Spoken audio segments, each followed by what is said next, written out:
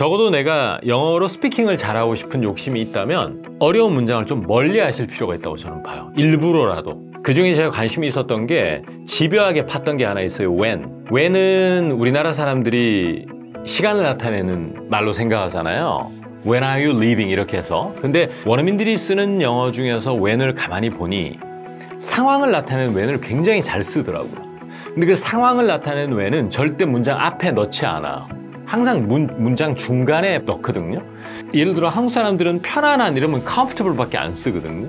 도저히 극복이 안 되는 거예요. 생각이 그거밖에 안 나요. 그거를 보면서 많은 걸 느꼈죠. 아, 이게 연습만이 능사는 아니구나. 정확하게 알고 있어야 나오는 거였구나. 안다고 착각하고 있었구나. 올바른 방법은 우리나라 사람들이 좀 멋있는 영어를 많이 추구하거든요. 그래서 좀 있어 보이는 영어, 이거에 대한 갈구가 좀 있는 것 같아요. 따라서 저희 학생분들이나 이런 분들도 되게 눈에 꽂히는 문장을 보면 감동 먹어가지고 와, 외워서 써보려고 그러고. 근데 그런 문장의 상당 부분은 비유적이거나 수사적인 표현이 많고, 또 때로는 시적인 표현도 많고요. 뭐 광고 문구 같은 거 이런 거 있잖아요. 이런 건데 그런 데 꽂히지 마시고 아주 쉽고 보편적이고 평범한 문장을 쉽게 내뱉을 수 있는 연습을 많이 해달라는 거예요. 그게 이제 예를 들어 어떤 게 있느냐 하면, 우리 이런 말 하잖아요.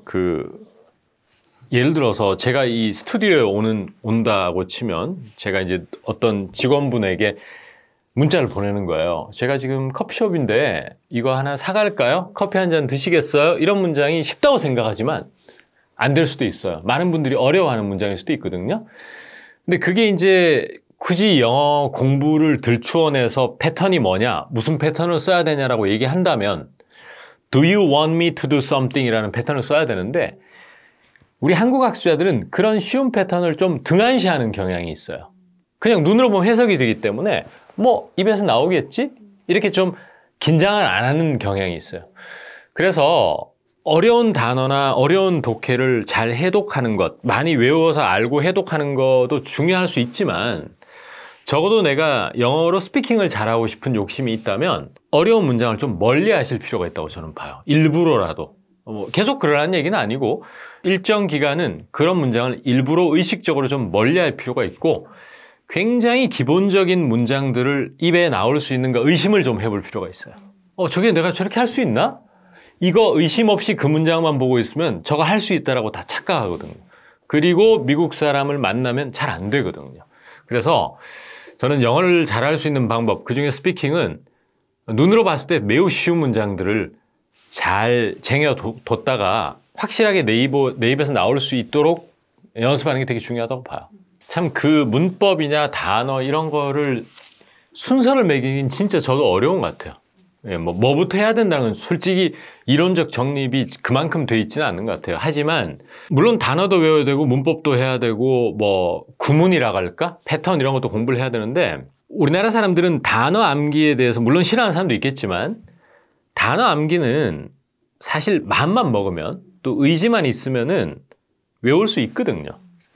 근데 영어 문형 같은 경우 이제 소위 말해서 문장을 어떻게 시작하느냐가 되게 중요하거든요. 그게 틀이 잘 안 잡혀 있으면은 말을 할 때마다 망설여져요. 시작이 잘 안 되고 문장이 깨진다고 그러죠. 원어민과 다른 문형으로 말하고. 그게 이제 이야기 이어지면은 영어식 주어 잡기가 되게 중요하다 이런 말까지 이제 나오게 되는 것인데, 영어를 처음 시작하는 분들이라든지 아니면 좀 나름 오랫동안 영어를 붙들고 있는데도 영어가 좀 불안불안하게 나오는 분들은 단어나 어휘 중심 이런 것보다 문형 중심으로 공부를 좀 해줬으면 좋겠어요. 그 틀이 문형이라는 게 뭐 단편적인 패턴 책에서 나오는 뭐 이런 여러 가지 문형들 있잖아요. 그런 것도 중요하지만, 아까 제가 모두에 말씀드린 것 중에서 시간을 나타내는 when은 너무 쉽게 구사할 수 있지만, 상황을 나타내는 when은 참 구사하기 어렵거든요. 그런 걸 빨리 꿰뚫어야 된다는 거예요. 자기 스스로 꿰뚫지 못하면은 그걸 리마인드 해주는 누군가가 필요해요. 그런 문장의 틀을 보는 연습이 저는 우선시 돼야 된다고 보는 거죠. 물론 그 문형이라는 틀 속에는 문법도 포함되어 있다고 좀 생각하는 편이에요. 그래서 보캐벌러리 중심의 학습 물론 중요하지만 단어를 일단 알아야 이렇게 얘기하는 사람도 있어요. 제가 이렇게 얘기하면 반문하는 사람이 있을 거야. 뭐냐면은 쌤 그 문형 몰라도 단어 많이 알면 문장 만들지 말고 나 배고파면 hungry 이렇게 얘기해서 의사소통을 할 수 있지 않느냐 적어도. 근데 단어를 모르면 아무리 좋은 문형을 알아도 소통이 안 되지 않느냐. 그 말도 틀린 말은 아닌데 정말 단어로 소통을 하는 것은 진짜 생존 영어거든요. 그리고 진짜 없어 보이거든요. 그렇지 않습니까? 늦다를 저 5분 늦을 것 같아요 라는 문장을 만들지 못해서 5 minutes late 이렇게 얘기해야 된다는 얘기잖아요. 알아는 들어요. 원어민들이. 하지만 그것은 사람이 하는 말은 아니에요. 그냥 구글 번역기나 그 사전에서 읽어주는 단어의 소리에 불과한 거잖아요. 그러니까 그걸 어떻게 조합할 것이냐. 문형의 틀, 그 프레임을 꽉 잡고 있으면 영어에 자신감이 붙거든요. 그러면 어휘 채우는 거는 생각보다 가성비가 높아요. 어휘 같은 경우에는. 근데 문형이나 틀 잡는 거는 이게 단순하게 몇 개를 외웠다고 잘 해결이 안 되더라고요. 그래서 우선순위는 저는 거기에 두고 싶어요. 문형, 틀. 그것이 기초 문형이건 고급 문형이건 뭐 저처럼 또 다수의 한국 학자들처럼 이미 하나의 언어가 다 완전히 형성된 다음에 청소년기를 완전히 지나고 난 다음에 이제 소통을 위한 영어 공부를 시작하면 사실 좀 늦거든요. 그리고 한계가 되게 많고 그다음에 영어를 너무 열심히 해야 돼요. 그렇게 되면 다른 걸 희생을 너무 많이 해야 된다는 거죠. 그런 관점에서는 요즘 뭐 어린이들이 저희 때나 뭐 이런 것보다 영어를 쓸 수 있는 환경에 많이 노출되고 또 뭐 소위 말하는 영어 유치원에 많이 이렇게 가게 되고 이런 게 물론 사회적 전반적 현상 측면에서는 어떨지 모르겠지만 그냥 영어를 잘하는 데 도움이 되느냐에 대해서는 저는 찬성합니다. 찬성하고 예를 들어 고등학교를 지난 다음 대학교 때 정말 우리나라 나이로 20살, 20대 초반 이런 나이 때부터 영어를 이제 쓸 수 있는 영어, 스피킹을 잘하기 위한 영어를 시작한다면은 방법이 올바라야 되죠. 당연히. 그냥 단어장 사서 일단 단어부터 막 외워놓은 다음에 그 다음에 뭐 외국 사람 만나서 그냥 1대1 수업을 조금 받고 이러면 되겠지라는 그런 순진한 생각은 시행착오를 반복하게 만들거든요. 그리고 되게 오래 걸리게 만들어요. 영어가 느는 시간을. 성인이 돼서 영어 공부를 하면 진짜 올바른 방법으로 제법 많은 시간을 투자해야 돼요. 그건 변함없는 진리라고 봐요. 조금 시간을 투자했거나 그랬는데 영어를 쑥 잘하게 된 사람이 있긴 있겠지만 그거는 제가 볼 때는 어떤 느낌을 받냐면 음악적 소질, 운동신경하고 똑같다고 봐요. 그렇기 때문에 이길 수가 없어요. 그러니까 운동신경이 워낙 뛰어난 친구가 운동을 하는 건 당연하잖아요. 그런데 어학적 소질이 남다른 친구가 가뭄에 콩나듯이 한 명씩 있습니다. 그러면 10분의 1을 투자하고도 제법 잘하는 수준이 될 수 있죠. 네, 그런 거를 예외적으로 하면 대부분은 성인이 된 이후에 어학학습은 독해나 단어 암기를 제외한 그 나머지 부분들은 시간이 많이 걸리기 때문에 조금이라도 잘못된 방법으로 시작한다면 정말 다시 공부하고 이 시행착오 반복될 거예요. 저 역시 그랬고요. 또 많은 제가 함께한 학생분들도 그랬고요. 그러니까 지금까지 붙들고 있는 거고요. 네네. 바로 그 점이 제 스스로에게 좀 뿌듯하죠. 뭐 사업적인 이런 거 다 떠나서 우선 제가 제 학원을 오픈하고 나서 어찌 보면은 경영을 하는 입장이니까 더 바빠질 수도 있겠다 이렇게 생각하지만 혼자 있는 시간이 되게 길어졌어요. 되게 길어졌고 그리고 좀 더 다채로운 수업 머티리얼을 많이 만들었고 뭐 그러다 보니까 그리고 또 저희가 좋은 원어민 선생님을 그때 모셨어요. 이제 니콜라스라는 선생님과 함께 지금도 계속 일하고 있는데 한 6년 일하고 있는 것 같아요. 그분하고 이제 영어에 대해서 깊이 있는 얘기도 많이 하고 또 한국 사람이 쓴 영작이나 이 문형을 되게 깊게 아주 진하게 봤던 것 같아요. 그냥 뭐 쓱 이렇게 소위 말해서 영어 선생님들이 그 첨사 간다 그러잖아요. 그런 단순한 행위가 아니고 본질적으로 이런 문장이 공통적으로 나오는 이유가 뭔가에 대해서 되게 깊게 봤던 것 같고 그러면서 이제 어순의 문제라든지 또 우리가 머릿속에 알고 있는 단어가 1000개라면 왜 쓸 수 있는 건 10개밖에 안 되는지 이런 거에 대해서 되게 깊숙이 오래 봤던 것 같아요. 보통 한국 사람들이 영어 공부할 때는 그냥 자기가 아는 거는 빨리 넘어가고 조금 색다른 표현 나오면 동그라미나 박스 치고 언더라인 치고 넘어가거든요. 근데 그런 행위가 입에서 안 나오는 결정적 이유거든요. 한 문장을 되게 오래 쳐다보고 있어야 되거든요. 그리고 한 문장을 해가지고 깊은 얘기를 좀 나누고 그러면 되게 진하게 남아서 발화가 되더라고. 그러니까 입에서 튀어나온다는 거죠. 필요할 때. 그래서 오히려 제 학원을 운영하고 나서 지금 이 시점까지 지난 6년 정도 이때 가장 제 영어 실력이 많이 늘었던 것 같습니다. 특히 아웃풋 측면에서, 스피킹 관점에서.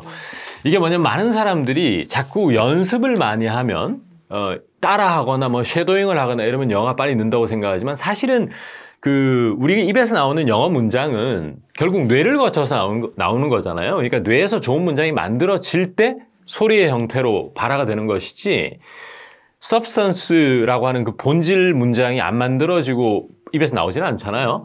그래서 제가 지난 6년 영어를 되게 깊이 봤던 것 같아요. 그전에도 영어를 나름 깊이 봤다고 생각했지만 쉬운 문장을 되게 또렷하게 보려고 노력했고 그 시간이 6년이라는 시간이었는데 그런 행위들 덕분인지 역시 그 기간에 저를 만났던 원어민들이 저의 영어에 대해서 가장 좋은 평가를 해줬던 것 같습니다. 물론 먼저 제 영어에 대해서 평가를 하진 않아요. 자기들도 제 영어에 대해서 평가하려고 저를 만나는 건 아니니까. 근데 제가 물어보죠. 사실 물어보는 게 되게 힘들어요. 제가 영어 나름 전문가라고 하는 사람이 내 영어가 어떠냐 이런 얘기 꺼내기 쉽지 않습니다. 근데 저는 그것도 한꺼풀을 벗을 때 학생들 앞에 좀 더 떳떳하게 설 수 있다고 생각하거든요. 내가 구사력이 좀 약한데 가리킨다? 이율배반적이고 모순적이다 이런 생각을 가지고 있기 때문에 그래서 지난 6년 동안 깊이 봤던 것 같고 그 깊이 봤던 것이 제가 가장 많이 는 계기가 아닌가 이런 생각도 들어요. 예를 들어서 이런 게 있습니다. 우리 한국말이 뭐 합시다 이렇게 제안하는 게 있고요. 뭐 할까 합시다 이러면은 하자는 얘기잖아요. 그냥 제안이에요. 그냥 직설적 제안. 그냥 how about 이라고 할 수도 있는 거고 let's라고 할 수도 있는 거고 why don't we라고 할 수도 있는 건데 자꾸 원어민들하고 이렇게 얘기를 하다 보면은 I was thinking that 이런 표현을 되게 많이 쓰는 거예요. 만나는 원어민들마다. 그러면 이제 I was thinking that이 문법적으로 한번 보면 그게 과거 진행이란 말이에요. 그리고 과거 진행인데 과거 진행이 이제 학교에서 배운 문법으로 거슬러 올라오면 과거 어떤 순간에 계속 일어나고 있었던 일을 묘사하는 거다. 뭐 이렇게 하고 또 어떤 선생님들이나 책에는 과거 진행이 좀 공손한 표현이다. 뭐 이런 설명을 하시는 것도 있더라고요. 근데 저는 그걸로 성이 안 찼어요. 그 뭔가의 그 느낌이 있더라고요. 이제 가만히 보니까 I was thinking that이나 I was thinking of 이렇게 시작하면은 한국말로 이렇게 한번 해보면 어떨까 싶은데 라거나 요즘 뭐 할까 생각 중이에요. 이런 뉘앙스가 좀 있는 같이 이렇게 한국말로 이렇게 겹쳐서 들리더라고요. 어느 순간. 그런 것이 또렷하게 이제 저한테 이제 한국말이 이 정도 뉘앙스가 I was thinking이구나. 그리고 I was thinking이라고 자꾸 얘기하는 이유가 있는 거구나. 왜냐면 사람들이 말을 꺼낼 때 나 여행 갈 거야. 제주도에. 이렇게 얘기하면은 직설적이잖아요. 근데 여행이나 한번 갈까? 갈까 싶어? 뭐 갈까 싶은데 넌 어떻게 생각하니? 이런 것들을 또렷하게 알게 된 거죠. 단적인 예로. 그게 이제 저에게는 I was thinking that 구문이었던 것 같습니다. 흐릿하게 알고 있었던 것을 그냥 그저 그런 그 설명들, 제 입장에서는 그런 것들이 완전히 느낌을 알게 되는 그런 순간이 많았고, 그러니까 제가 I was thinking을 따라하지 않았거든요. 뭐 드라마를 보고 I was thinking that 이렇게 따라하고 이러지 않았는데 어느 순간 어느 날 원어민과 얘기하는데 I was thinking of doing something 이렇게 툭 나오는 거예요. 그거를 보면서 많은 걸 느꼈죠. 이게 연습만이 능사는 아니구나. 정확하게 알고 있어야 나오는 거였구나. 안다고 착각하고 있었구나. 이런 생각을 많이 했던 대표적인 표현이에요. 원어민들에게 이제 내 영어가 어느 정도로 자연스럽게 들리느냐. 뭐 너도 한국에서 교포분들도 많이 만나봤을 테고, 또 미국 현지에서도 뭐 다른 인종들 하는 영어들 많이 들어봤을 텐데 어떠냐 이렇게 하면 그냥 Your English is 뭐 아주 좋다 이런 얘기 들으려고 하는 게 아니고 조목조목 얘기해 달라는 거거든요. 우선 제가 제일 관심 있었던 것은 내가 내뱉는 문장의 어순들. 이게 너희들하고 똑같으냐. 그 다음에 내 영어가 자연스러우냐를 되게 많이 물어봤던 것 같아요. 뭐냐면은 그냥 친구하고 가볍게 얘기할 때는 가벼운 문체로 얘기를 해줘야 되잖아요. 그리고 조금 디베이트 같은 경우에는 조금 레벨을 좀 높여서 해야 되고 그런 측면에서 너가 뭐 주제별도 나하고 토론도 많이 했고 또 술 먹으러도 밖에 많이 나가봤는데 어떻더냐 이런 점에서 조목조목 얘기해달라고 그랬어요. 그랬을 때 이제 전반적인 평가가 이제 이런 거지. 뭐 어순의 문제는 저는 이제 많이 자신감이 붙었던 것 같습니다. 그러니까 워낙 관심 많았고 이제 주어를 어떻게 시작하느냐. 또 예를 들어 우리 학교 다닐 때 부사절 이렇게 배우잖아요. 뭐 시간을 나타낸다, 뭐 이유를 나타낸다, 조건을 나타낸다 이런 거. 그중에 제가 관심이 있었던 게 집요하게 팠던 게 하나 있어요. when. when은 우리나라 사람들이 시간을 나타내는 말로 생각하잖아요. when are you leaving 이렇게 해서. 근데 원어민들이 쓰는 영어 중에서 when을 가만히 보니 상황을 나타내는 when을 굉장히 잘 쓰더라고요. 근데 그 상황을 나타내는 when은 절대 문장 앞에 넣지 않아요. 항상 문장 중간에 넣거든요.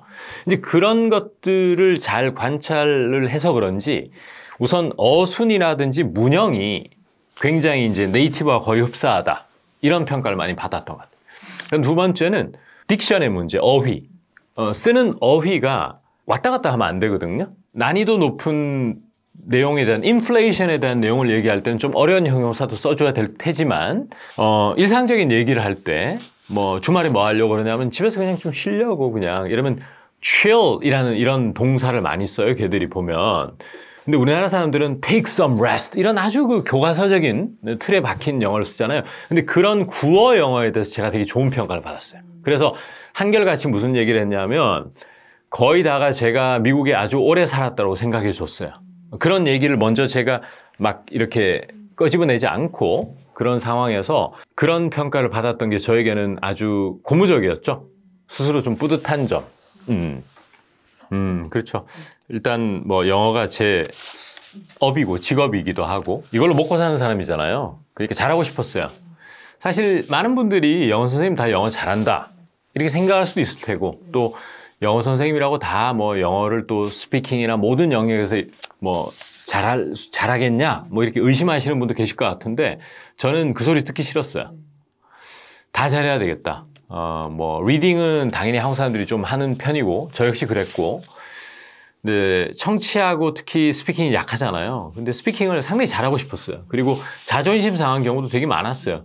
교포 선생님들하고 일하면서 뭔가 내가 좀 딸리는구나. 내가 저분들하고 영어 스피킹만 놓고 봤을 때는 말의 속도, 또 문형, 또 쓰는 어휘 이런 것들 특히 뭐 원어민들하고 비교해 보면은 어휘의 가지수라고 그러죠. 내가 쓸 수 있는 어휘의 가지수가 너무 적은 거예요. 예를 들어 한국 사람들은 편안한 이러면 comfortable밖에 안 쓰거든요. 도저히 극복이 안 되는 거예요. 생각이 그거밖에 안 나요. 그게 너무 자존심 상해서 좀 도끼를 품었던 것 같아요. 도끼를 품었고 그리고 이제 그들에게 왜 자존심 상할 수도 있지 않냐. 뭐 국내에 들어와 있는 외국인들에게 내 영어가 어떠냐. 영어를 좀 해야 되잖아요. 저희 영어 선생님이니까. 그런데 그것보다 저에겐 더 중요한 게 좀 떳떳하고 싶었어요. 모든 사람에게 내 수업을 듣는 학생분들이라든지 뭐 저를 알고 있는 지인들에게 김재호라는 사람이 영어를 상당히 잘하겠지. 당연히 그렇겠지. 그런 거를 부합하고 싶었죠. 그래서 뭐 별로 자존심 상하고 이런 거 없었던 것 같고 물론 순간순간 긴장돼요. 내가 내 영어에 대해서 어느 정도라고 생각하냐라고 물을 때 긴장되죠. 안 좋은 소리 나올까 봐. 이제 그런데 그 욕심이 더 컸기 때문에 얼굴이 막 빨개지고 이런 것보다 그 잘하고 싶은 욕심이 더 컸기 때문에 별로 그런 거 없이 그랬던 것 같고 왜 제가 그리고 원어민들하고 술자리를 많이 가지고 했느냐 사실 시끄러운 환경에서 또 술이 한 잔 들어가서 할 때는 자기들끼리 막 빠른 속도로 슬랭을 써가면서 막 쓰거든요. 그러니까 원어민 5명에 저 혼자 앉아있는 그런 환경이 되게 소중했어요. 한국 사람 10명에 원어민 1명 앉아있는 환경이 아니고 저만 한국인이고 그들이 자기들끼리 얘기하는데 제가 치고 들어갈 수 있느냐 쉽지 않은 일이거든요. 우선 청취가 안 될 때도 있어요. 특히 소음도 섞이죠. 저는 그런 거 다 감수할 수 있었던 것 같습니다. 왜냐하면 영어 잘하고 싶었으니까. 예.